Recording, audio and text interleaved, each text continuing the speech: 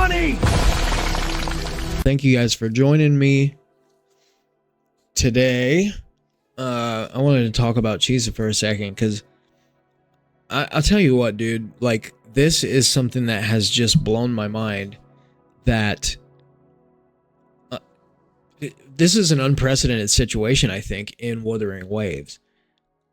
Generally speaking, characters are released and we kind of know like what they're here for. Now I know Booling might have something to say to me about that, but when we're talking about limited 5-star resonators, we can pretty much go down the list, at least to the characters I have, and Lucilla, we knew right away what she was doing. Yuki, we knew right away what she was doing. Yang Yang, we knew right away. Obviously, these two characters do their own thing, but yes. Denia, yes. Sigrika, yes. Luke Hurston, yes. Imeth, definitely, yes. Mornier and Lene, yes. Chiwan, I'm ready. you know, you could make an argument, I guess, that he really got his best team when Sigrika came out, but he already was very, very solid in 2 other Echo skill teams upon release, right? Because he released alongside Galbraina and he already had Frolova. So Galbraina, same situation. Yuno and Augusta released alongside each other and were basically meant to function as a team. Lupa, yes. Brant, yes. Yeah, and you just go down the list, right? Chisa comes out, and scissors at the ready. What happens with Chisa? Well, you know, we do find that she is viable in Kartithia teams, but Kartithia, you know, by the very beginning of Lahai Roy, which was right after Chisa came in 2.8, we're talking 3.0, 3.1, certainly 3.1, 3.2. The Kartithia is starting to become an afterthought by that time. Not to say she cannot clear endgame or whatever, but starting to kind of become an afterthought, right? And aside from that, it's like, okay, we know that Chisa does some negative status stuff, but, you know, Imeth, aside from Imeth coming out and sort of being an option there, but even then, in 3.1, there was no third resonator, and so really it was like, if you happen to have Chisa sitting around on your account and you are free to play, and so you had to skip Mornier and Lene in order to pull Imeth, and the only character that had synergy with Imeth on your account was Chisa, then probably you were using her in 3.1, but most people were not playing Fusion Burst Imeth in 3.1 at her launch. They were playing her as a Toon Rupture DPS because that was, and arguably still is, the best team in the game. It's certainly a top 3 team. There's no question about it. So no one was playing Imeth Fusion Burst, right? So we have really like one team that Chisa's in that's like in the top 8-ish conversation. And so it's like, well, what is this character going to be here for? Now, a lot of people, I know people will roast me and say, whatever, dude, we always knew that the negative status situation was going to materialize and amount to something. And I get it. Yes. I've said that, and if you go back to my past videos and coverage of Chisa, I said that. I said I think she will have a lot of future value, but I never recommend pulling for future impact. And so, but if you did, you are just loving life right now, because what has happened is from 3.3 to now, So really just in a matter of 3 or so patches, Chisa has gone from having like really just a couple okay teams to 3 teams in the top 5. And you can make argument around that, but certainly 3 in the top 6, let's call it.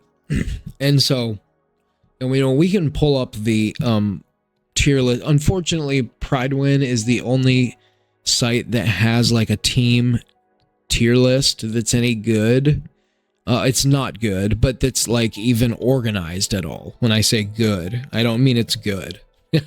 Please don't mistake what I'm saying, because that's not what I mean. But just organization wise, like you can actually, and actually when it comes to their team rankings, I don't disagree with this. I might disagree a little with this one, although with the release of Denia, Luke's hypercarry team has stepped up a notch. But yeah, here we are, guys. Here we are. Chisa has gone from basically irrelevant for the first 6 months of her Wuthering Waves shelf life. And in most gacha games, you know, and particularly in a game like Genshin, so a character may be completely irrelevant 6 months after their launch. And, you know, character shelf life in gacha games can notoriously be very short, and that's what draws so much outrage, and this happens in all games. Kuro, for the most part, is better about that than most. Most units do typically at least have like a year shelf life where they're competitive in the meta for at least the first year of their existence. But anyways, yeah, whoops. What happened there? Yeah, you've got here a top 6. And I don't know if this is order in any particular order here, but you've got, you know, 3.3, Hiyuki comes out, and even before Lucilla came out, the Hiyuki Glacio Chafe team, with as long as you had Chisa, you could throw Linné on there, you could throw Mornier on there, you could throw Shorekeeper on there. I was even having a lot of success with Shorekeeper on that team. And that was like a top 3 team at launch, at Hiyuki's launch. And so there you had that. And then in the second half of that patch, Denia dropped, and the Imith Fusion Burst team was suddenly clocking in like right behind, or potentially even neck and neck with her Toon Rupture team, depending on your level of investment in either of those teams. So it's actually quite incredible that Chisa now has, when did she release? Gosh, it was like November, I believe, of 25. So we're now in July. So we're talking about a character that is 8 months old and is now like finally meta. And if you're to pull up individual tier lists, she's now tier, obviously. No one would dispute this. She's tier 0 on any website's tier list. And 6 months ago, she was tier 2, you know? She was like 4 tiers back on some sites, depending on where you went. And it's because she didn't have any good teams. It's not that individually she wasn't a good unit.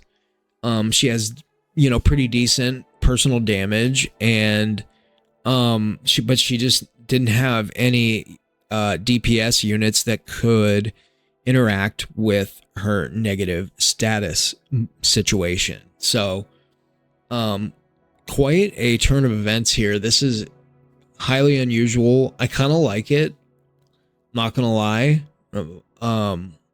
partially because I always liked Chisa as a unit. Like from the moment that she debuted, I thought she just had sort of a unique and interesting and different design, and her kit is a lot of fun. So I am excited that they decided to go this direction. I mean, we knew that they would, but we just didn't know how good these teams were going to be. So like, wow, this character is going to be pretty old by the time they finally start giving her some decent teammates. And a lot of this does hinge on the quality of the hyper carries that are coming out. And fortunately for us, the quality has been creme de la creme. In the case of Hiyuki, Lucilla, Denia, Imith, and now Yang Yang SP. So, or SP Yang Yang, whatever it is. Yeah, so it's a pretty exciting situation. And then you still do have the Kartithia team, so you could even throw, I mean, this list anyhow has the Kartithia team down here still in tier 0.5, so you really have 4 teams in the top, 4 teams inside the top 8. So, I mean, that's like half of the top 8 teams, Chisa's in them. So, that's pretty exciting shit. And it's no wonder, right, that they're now giving us a second vigor point in End State Matrix for Chisa, and that is so clutch, bro, because that has been one of my biggest frustrations, is that, you know, in 3.3 I pull Hiyuki and I pull Denia, but I cannot use both of them for their intended purpose because I can only use Chisa once. So like, it's pretty awesome that we're seeing Chisa come out of the woodwork, be sort of finally fully brought to life and tapped into this long after launch. You don't really see this in other games, and so I'm very fucking excited about it. So yeah, that's what I got to say about Chisa. So you guys can let me know what you think in the comments. Please do consider subscribing, leaving a comment, liking the video, and checking out more of my live streams, which this is being clipped from. So yeah.